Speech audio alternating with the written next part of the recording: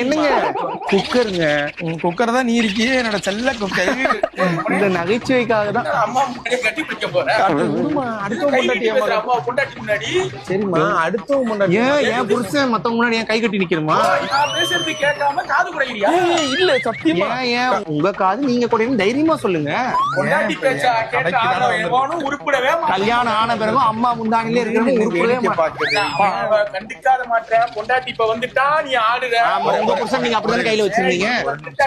என்ன சொல்லுங்க. அமைதியா இருந்தா என்கிட்டதான் ஏறுவீங்க. என்கிட்டதான் ஏறுவீங்க. உங்க காதுல ஏறி ஆடுறாங்களே ஆட்டம்.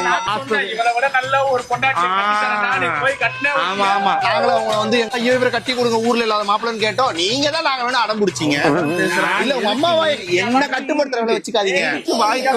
என் மகனுக்கு நல்ல வாடி போடின்ற பேச்செல்லாம் வேணாம் என்கிட்ட.